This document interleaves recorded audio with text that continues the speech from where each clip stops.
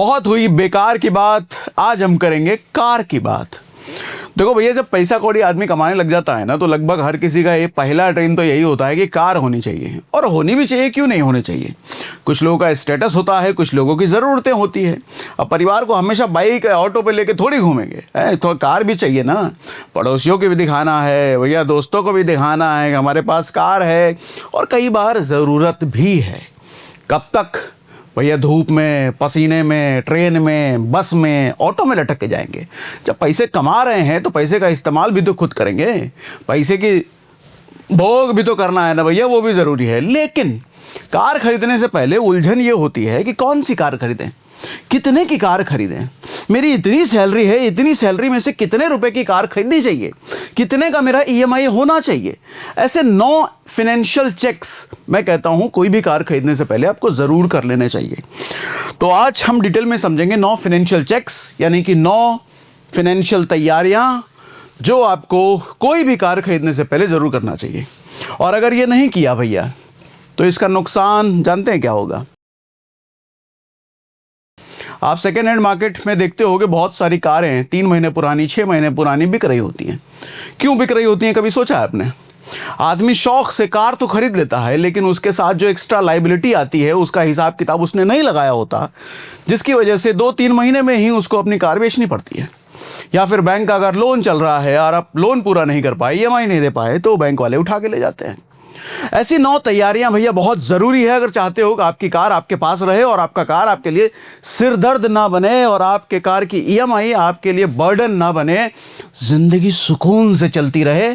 Car खरीदने के बाद भी जो एसी जैसे ठंडा करता है ना, कार का एसी एकदम चिल कर देता है, ऐसे ही दिमाग हमेशा चिल होना चाहिए, सुकून भरा हुआ दिमाग होना चाहिए कार खरीदने के बाद भी। तो इसीलिए ये 9 फाइनेंशियल चेक्स ज़रूरी है। अगर ये 9 फाइनेंशियल चेक नहीं करोगे तो फंसना तय है, निश्चित फंसोगे भैया। कार आपके लिए कार नहीं, हाहाकार बन जाएगा जिंदगी में, हाहाकार लेकर के आएगा, भूचाल लेकर के आएगा कार, अगर ये 9 फाइनेंशियल तैयारियां नहीं है तो इसीलिए समझो भैया ये 9 तैयारियां क्या क्या है। सबसे पहली चीज पर्पस बहुत जरूरी है। आप कहोगे पर्पस, हाँ जरूरत है, हमको बहुत जरूरत है कार की, वही तो समझना है सर। कई बार हमको लगता है कि हमको ज़रूरत है, लेकिन ज़रूरत होती नहीं है। सबसे पहले आइडेंटिफाई करोगे सच में ज़रूरत है आपको कार की। कैसे ज़रूरत करें, कैसे आइडेंटिफाई करें सर? ये चेक करो कि कहीं आप कार इसलिए तो नहीं खरीदना चाहते हैं कि फलानमा के लड़कावा ने खरीद लिया है इसलिए हमको भी खरीदना ज़रूरी है, हमारे पड़ोसी ने खरीद लिया है इसलिए ज़रूरी है। रोज़ सुबह ऑफिस में जो हमारा कलीग है जहाँ पे हम बाइक लगाते हैं, वहीं पर उसकी कार खड़ी होती है और उसका कार देख करके हमारा कलेजा जल जाता है, इसलिए हमको भी कार चाहिए। इसलिए तो नहीं खरीदना चाह रहे हो। अगर इसलिए खरीदना चाह रहे हो तो मैं तो कहूँगा रुक जाओ। या फिर अगर आप इसलिए खरीदना चाह रहे हो, आपकी ज़रूरत है सर, जितने का खर्चा आपका बाइक में या ऑटो में या इसमें उसमें हो जाता है, उतने का खर्चा आपका कार में भी होगा, तो आप ज़्यादा सहूलियत से जल्दी ऑफिस पहुंच पाओगे, ज़्यादा आपकी प्रोडक्टिविटी बढ़ पाएगी। या परिवार को आपको 4-5 लोगों को बार बार कहीं ले जाना आना पड़ता है, या ऐसी कोई भी चीज़ जो कि नीड का पार्ट है, सिर्फ दिखावे का पार्ट नहीं है, देखा देखी वाला काम नहीं है। अगर सच में ऐसा है तो आपकी नीड है, फिर आप ज़रूर खरीदें। लेकिन ये भी गलत नहीं है, अगर स्टेटस के लिए भी खरीद रहे हो, दिखाने के लिए भी खरीद रहे हो, तो मैं गलत इसको भी नहीं कहता हूँ। लेकिन ये सही तब होता है जब आपके पास ये ज़रूरत ना पड़े, जब आपको ये देखने की ज़रूरत ना पड़े कि भैया ये इतना जो ईएमआई जाएगा, इतने ईएमआई से हमारा बर्डन तो नहीं बढ़ जाएगा कहीं, हम इतना ईएमआई ऑलरेडी दे रहे हैं और कितना ईएमआई दे सकते हैं। ये सब कैलकुलेशन से अगर आप ऊपर उठ चुके हो, मतलब पैसा इतना अच्छा खासा कमा रहे हो कि ईएमआई कितना भी जाए आपको टेंशन नहीं है, या कैश में कार खरीदने की औकात रखते हो, फिर ये आपके लिए ज़रूरी है। फिर दिखाओ ना स्टेटस, फिर चलता है, फिर देखा देखी करो ना। अरे कौन वो जी वैगन लेके आया है, मैं भी लेकर के आऊँगा। वो 3 करोड़ के लाया है, 5 करोड़ के लेकर के आएंगे। इतना पैसा है तो ज़रूर कीजिए। लेकिन अगर इतना पैसा नहीं है तो इस पार्ट को अवॉइड करो सर, इसके लिए काम कीजिए। अगर सच में नीड है, ज़रूरत है, तो खरीदिए, बिल्कुल खरीदिए। उसके बाद जब हमको समझ में आ जाता है कि मेरा पर्पस क्लियर है, मैं नीड के लिए खरीद रहा हूँ या स्टेटस के लिए खरीद रहा हूँ, उसके बाद अगली बारी आती है सर 20% डाउन पेमेंट ज़रूर करो। आजकल ऐसे ऐसे स्कीमें आती हैं, कार के शोरूम में जाओगे तो वहाँ लोन वाला बैठा रहेगा, बैंकर बैठा रहेगा, वो कहेगा अरे काहे को डाउन पेमेंट देना, आपको 100% पैसा हम आपको लोन देंगे ना। आप खुश हो जाते हो, अच्छा 100% कुछ देना नहीं पड़ेगा खुद से, अरे वाह वाह बहुत बढ़िया बहुत बढ़िया, यही गाड़ी ले लेते हैं। लेकिन वही तो जाल है, वही तो जाल है भैया। विष्णु जी ने, वो कौन था राक्षस जो शंकर जी से वरदान ले लिया था और कोई भी देवता उसको मार नहीं पा रहे थे, तो विष्णु जी मोहिनी का रूप लेकर के आए थे उसको फंसाने के लिए। भस्मासुर, हाँ हाँ भस्मासुर, मोहिनी का रूप लेकर के आना। यानी कि भैया हर चीज़ जो आपको बर्बाद करने के लिए आती है उनमें से ज़्यादातर चीज़ें मोहिनी, मतलब समझ रहे हो, खूबसूरत, मन को मोह लेने टाइप बन करके आता है। तो ऐसे ही कार शोरूम में बैठा हुआ वो आदमी बैंक का आपको कहेगा क्यों देना सर, अपने पैसे अपने पास रखिए, 100% लोन करवाता हूँ ना आपका। आप कहोगे सारा कुछ लोन पे, बहुत बढ़िया। यही है बर्बादी की शुरुआत। नहीं करना सर।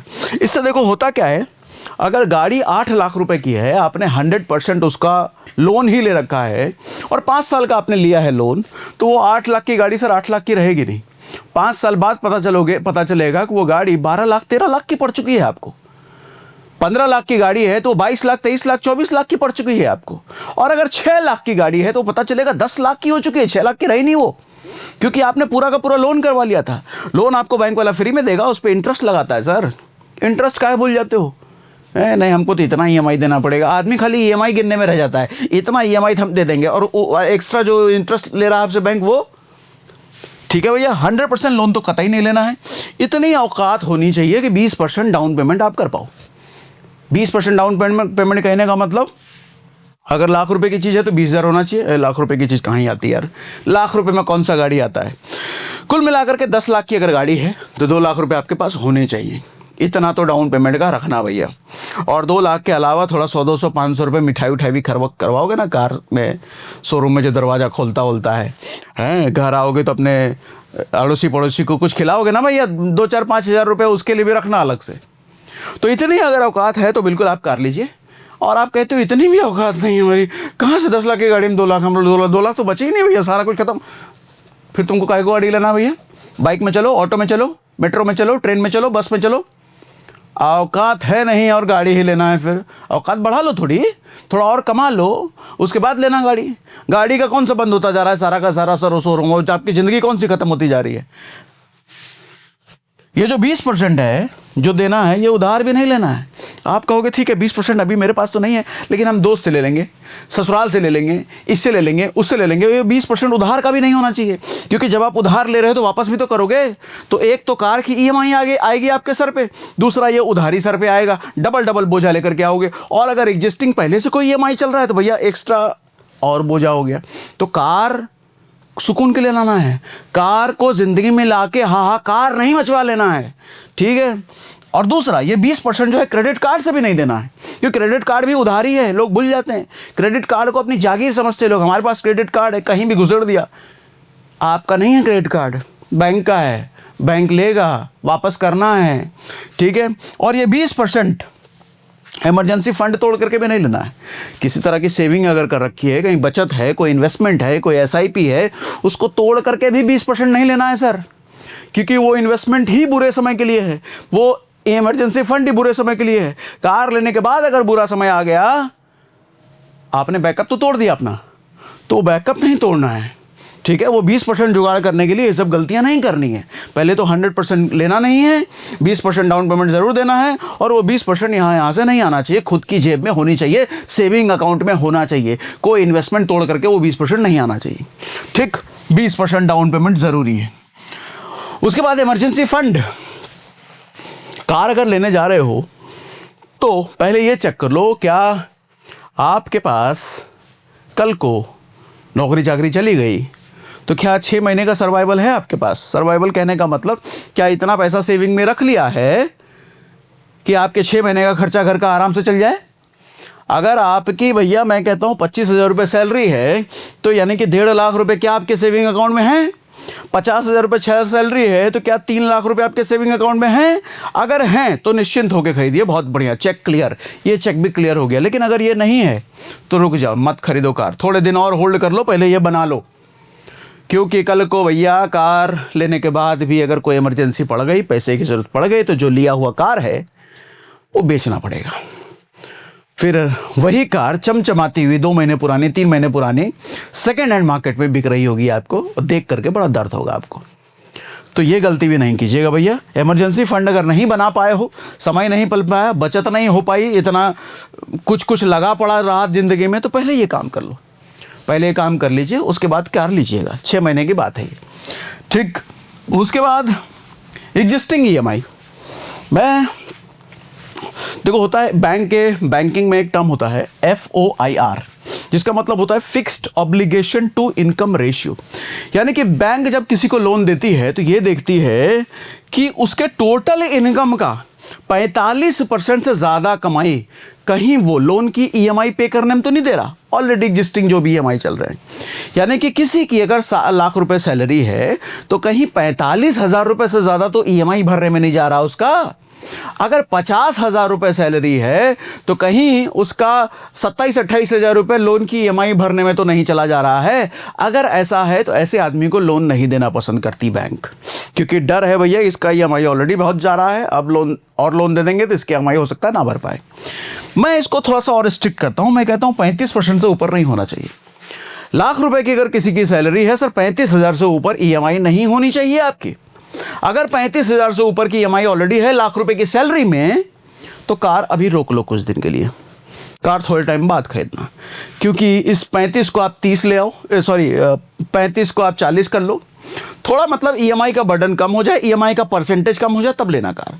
और वैसे भी कार अगर आपको लेनी है तो मैं कार कहता हूं आपकी इनकम का, मंथली सैलरी का 15% से ऊपर EMI नहीं होनी चाहिए।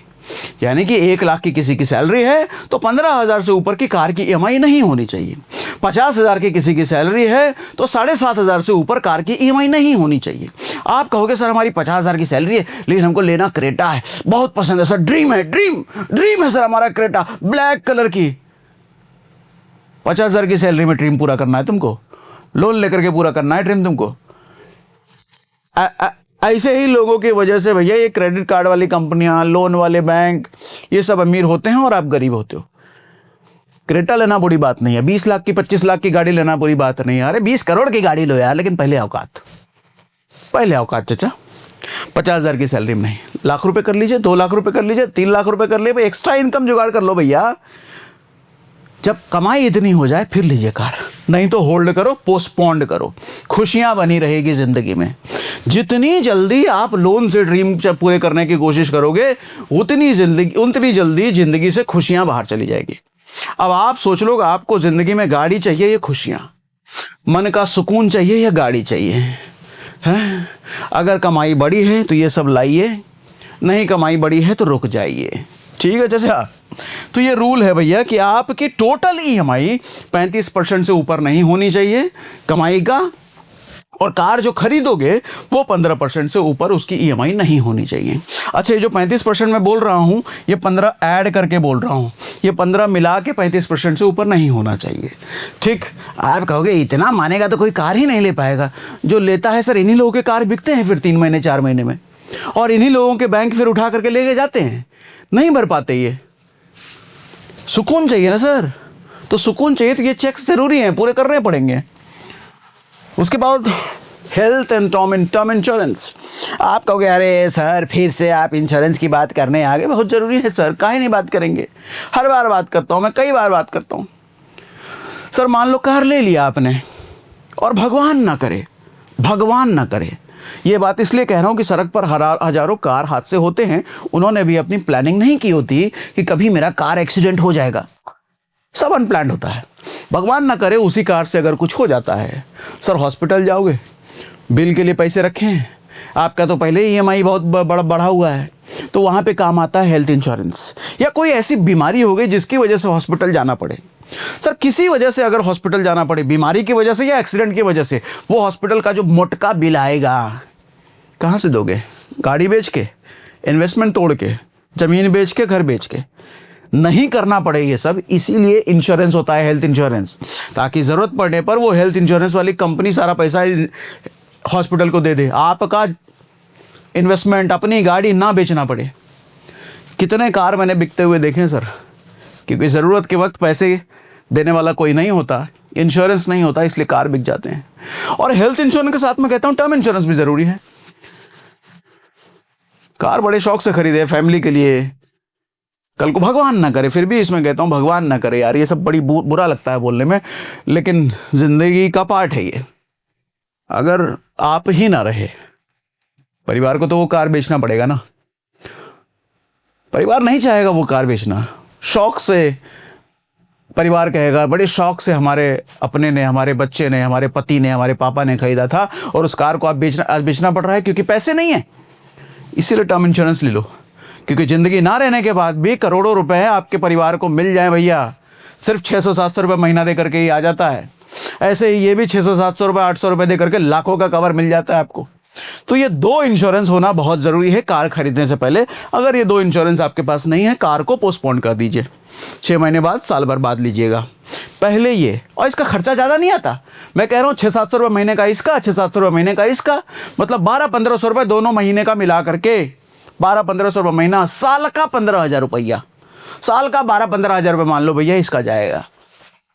आदमी के साथ दिक्कत ये है, कार की ईएमआई के नाम पे 12-15,000 रुपये हंसी खुशी दे देगा महीने का, लेकिन जब बात होती है हेल्थ इंश्योरेंस और टर्म इंश्योरेंस की तो साल का 12-15,000 नहीं निकलता उससे।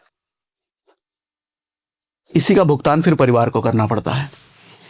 ये ना करना पड़े इसलिए बहुत जरूरी है। कितना होना चाहिए? मैं कहता हूं हेल्थ इंश्योरेंस के लिए फैमिली फ्लोटर प्लान लो, किसी भी कंपनी का, जिस भी कंपनी का आपको ठीक लगे। किसी एजेंट से लेना है, किसी कंपनी से लेना है, अंडमान निकोबार में जाकर के लेना है, जहां जाकर के जिसे लेना है ले लो। और अगर नहीं इधर उधर समझ रहा है तो डिस्क्रिप्शन में देकर के मैं लिंक रखता हूं हमेशा, वो डिस्काउंटेड लिंक होता है, 15 से 25% का डिस्काउंट मिल जाता है उस लिंक के जरिए। कोई कंपनी को मैं प्रमोट नहीं करता भैया, कोई कंपनी को नहीं, किसी कंपनी का नाम नहीं लेता मैं कहता हूँ लिंक पे क्लिक करो, एक कई सारी कंपनियां आ जाएंगी, कंपेयर करो, जिसमें श्रद्धा हो, जिसमें समझ में आए ले लो। मैं नहीं कहता अच्छा मेरे लिंक से नहीं जाना है, जो डिस्क्रिप्शन में दे रखा है, दुनिया में जिसको जानते हो, जो एजेंट है उससे ले लो, कहीं से ले लो। मैं नहीं कहता भैया यहीं से लेना है या वहीं से, अरे कहीं से लो लेकिन लो, ठीक है। टर्म इंश्योरेंस कितना होना चाहिए? 20x of your annual income, आपकी सालाना इनकम का 20 गुना होना चाहिए बेटा टर्म इंश्योरेंस। 1 करोड़ का अमूमन तौर पे होना चाहिए भैया, ठीक है। तो 10 से 15 लाख रुपए का आपका हेल्थ इंश्योरेंस होना चाहिए और आपकी सालाना कमाई का 20 गुना टर्म इंश्योरेंस होना चाहिए। और यकीन मानो 600-700 रुपये महीने का ही लगता है, बस कंपेयर कर लेना लिंक पे जाकर के। छठा है total cost of ownership, calculate करो। कार खरीदते वक्त ना हमको सिर्फ एक शोरूम प्राइस दिखाया जाता है या फिर ऑन रोड प्राइस दिखाया जाता है। किसी गाड़ी की एक शोरूम प्राइस है 8 लाख रुपए, ऑन रोड प्राइस मान लो 12 लाख रुपए, तो हमको वो 8 लाख दिखता है, 12 लाख दिखता है, हमको लगता है 12 लाख रुपए की ही कार है ये, इसके ऊपर क्या ही खर्चा आएगा, 12 लाख की कार है, बोल दिया है शोरूम वाले ने। नहीं है सर 12 लाख की कार। आप अगर 12 लाख की कार खरीदते हो तो सर उसमें इंश्योरेंस भी होता है, इंश्योरेंस भी होता है सर। अगर आप 10 लाख 12 लाख की कार लेते हो ना तो सालाना इंश्योरेंस की फीस जाएगी आपकी 25,000 रुपये, 30,000 रुपये। आप कहोगे नहीं हमारा तो 7-8 हज़ार रुपये जाता है, वो 2 कौड़ी का इंश्योरेंस है।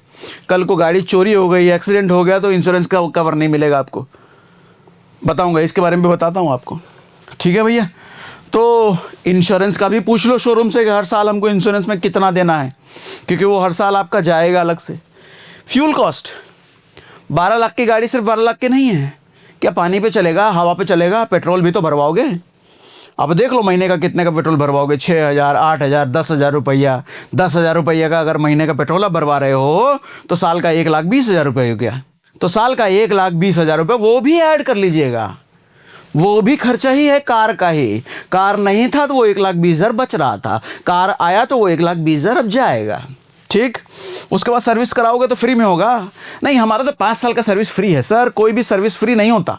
आप पूछ लेना शोरूम वाले से, जब आप शोरूम नई गाड़ी भी खरीदते हो ना, नई गाड़ी की भी सर्विस कराने जाते हो, वो फ्री कुछ बेसिक चीज़ें होती हैं, लेकिन उसके अलावा पैसे लगते हैं सर। कार सर्विस फ्री मुझे तो लगता है स्कैम नहीं बोलना चाहिए, लेकिन है एक तरह का स्कैम ही। फ्री तो ऐसे बोलते हैं जैसे 1 रुपये नहीं लगेगा, लगता है सर्विस में, वारंटी में भी लगता है, पूछ लेना उससे, वो खुद ही बताएगा। तो ये आपका एक्स्ट्रा हो गया ऐड। उसके बाद पार्किंग, जहाँ खड़ी करोगे पार्किंग फीस लगेगा, टोल लगेगा, फास्टैग लगेगा, ये सब आपकी गाड़ी की कीमत में ऐड होता है, जो कोई नहीं बताता और कोई कैलकुलेट भी नहीं करता। तो इसीलिए मैं कहता हूं कि भैया अगर आपकी ऑन रोड कीमत अगर 12 लाख की है तो ये सब मिला जुला करके वो 15-16 लाख की कार पड़ती है या 14 लाख की कार पड़ती है। तो वो कैलकुलेट करना ज़रूरी है, कैलकुलेट कर लीजिएगा टोटल कॉस्ट ऑफ ओनरशिप कितनी पड़ रही है। उसके बाद लोन टेन्योर, सर 7 साल का लोन मिल जाए आपको, 7 साल बहुत बढ़िया। नहीं सर, जितना ज़्यादा लोन उतना ज़्यादा इंटरेस्ट, उतनी ज़्यादा महंगी गाड़ी होती चली जाएगी। तो लोन का टेन्योर 3 से 5 साल से ऊपर नहीं रखना। कोशिश कीजिए कि 3 साल में ख़त्म हो जाए आपका लोन, या मैक्स टू मैक्स 5 साल ख़त्म हो जाए। 7 साल तो कतई लेकर के मत जाइए, आजकल 7 साल का भी आ गया है टाइम। तो लोन टेन्योर जितना कम रखिए उतना ज़्यादा अच्छा है। उसके बाद कंप्रीहेंसिव इंश्योरेंस, हाँ इसी की बात कर रहा था मैं।